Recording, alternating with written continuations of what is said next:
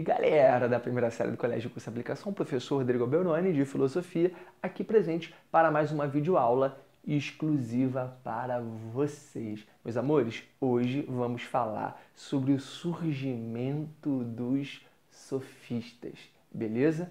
Quem foram esses sábios, né? Sofistas significa os sábios gregos.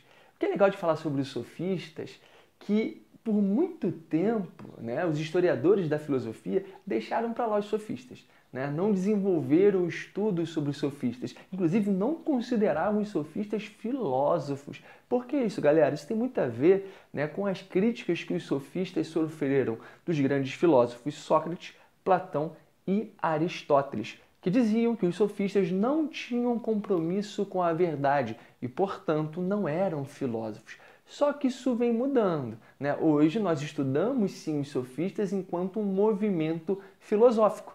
Só que até hoje o termo sofista acaba sendo utilizado de forma pejorativa. Quando alguém quer acusar o outro de estar mentindo, de estar carregando argumentação que não é baseada na verdade, as pessoas falam, chega de sofismo, e fulano de tal é um sofista. Então esse preconceito, né? E a galera ainda continua pegando no pé dos sofistas. Então vamos entender esse movimento, o surgimento dos sofistas, os sábios da Grécia Antiga. Bacana? Primeira coisa, a gente tem que entender que a filosofia está passando por um momento de mudança. No primeiro momento, nós vimos que a filosofia ela está preocupada em responder questões da physis, o conjunto de tudo que é o estudo da cosmologia. Só que em determinado momento, esse questionamento filosófico ele vai se esgotar, né? Vão existir vários questionamentos diferentes sobre a origem do cosmos, justificativas racionais diferentes, porém faltava o quê? Tecnologia, né? Conhecimento científico, questões culturais da época que impossibilitava o avanço dessa discussão em relação à cosmologia.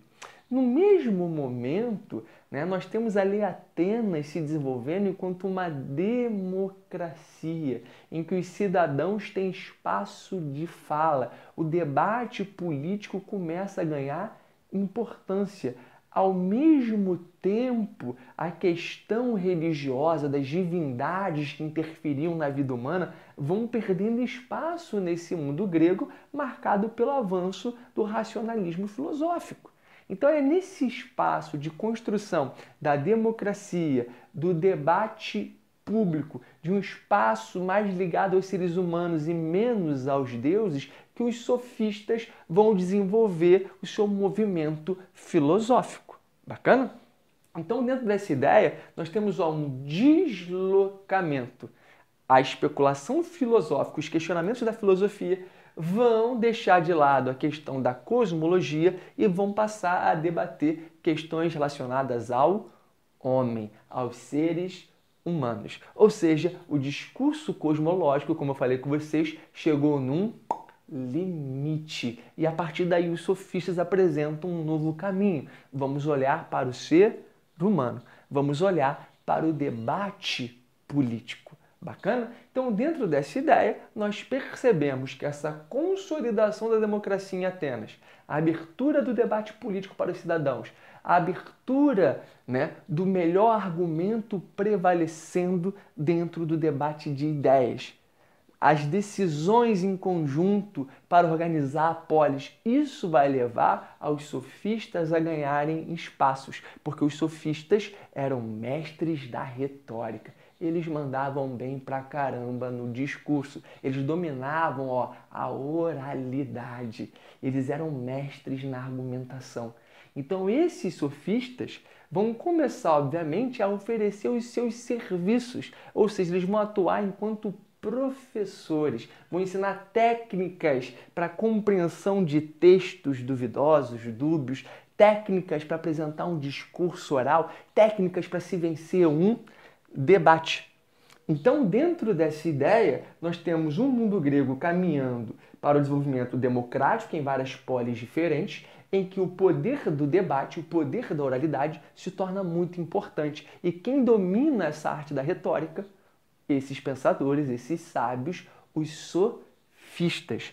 Maravilha? Então a gente tem um momento aqui no mundo grego que mais importante do que você ser atlético é você ser sábio, é você saber usar as palavras. E é nisso que os sofistas vão se especializar. Eles vão vender o seu serviço. Eles são pedagogos, professores, eles ensinam essas técnicas.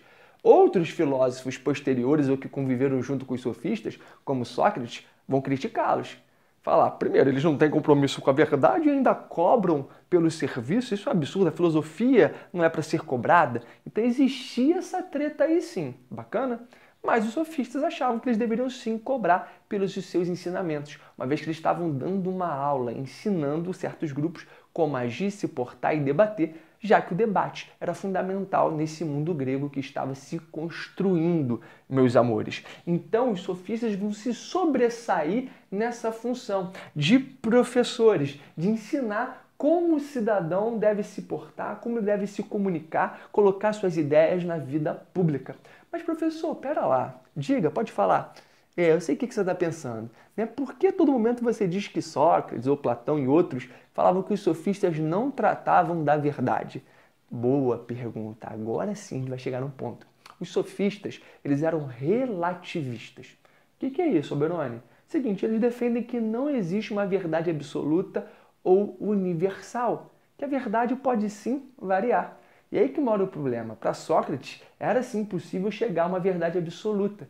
E ele diz que quem não se preocupa com chegar a essa verdade, como sendo alguém que não está praticando a filosofia. Os sofistas negam essa verdade absoluta. Vamos entender aqui por quê. O que acontece?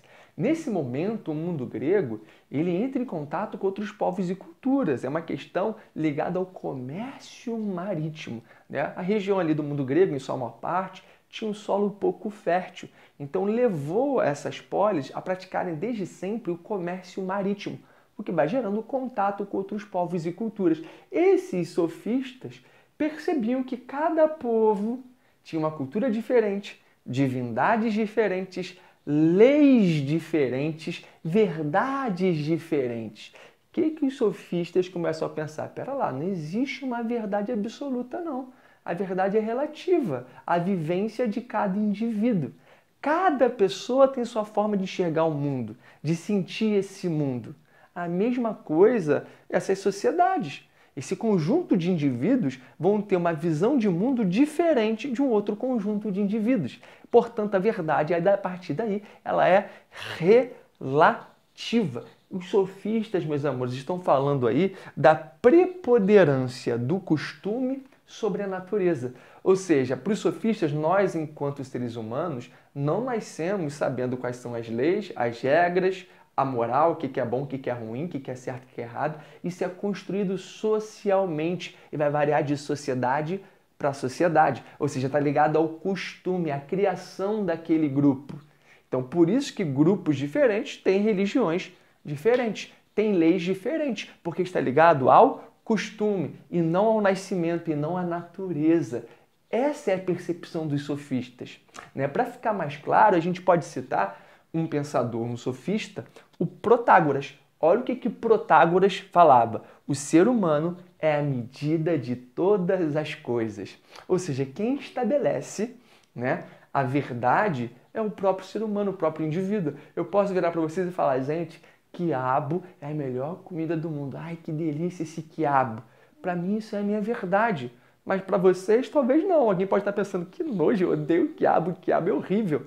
Vocês estão vendo? Ou seja, o homem é a medida de todas as coisas. Para mim é o quiabo, para você é o chuchu, para o outro é a cenoura. Bacana? Então, dentro dessa ideia, né, os sofistas entendem que a verdade é relativa. Tem a ver com a maneira que cada grupo percebe a realidade que está ao seu redor. E, obviamente, percebe também com os costumes ligados a cada sociedade.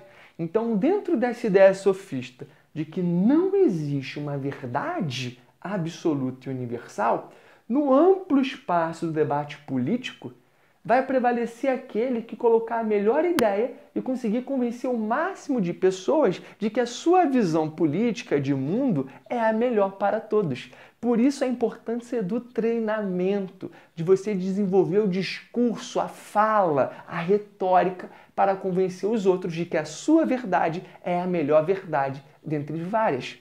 Bacana? Então a verdade é relativa, é o relativismo, está negando uma verdade absoluta e, portanto, o melhor argumento, aquele que dominar a oralidade, vai convencer o máximo de pessoas sobre a sua ideia. Por isso a importância do debate e de dominar o discurso oral. Surge aí uma nova virtude. A virtude, o homem que é bom, é aquele que sabe se expressar, que sabe debater e convencer os outros. Esses eram os sofistas e suas ideias. Esse era o movimento filosófico, o sofismo. Beleza? Fechamos aqui então a nossa explicação. Galera, até a próxima. Beijão. Valeu!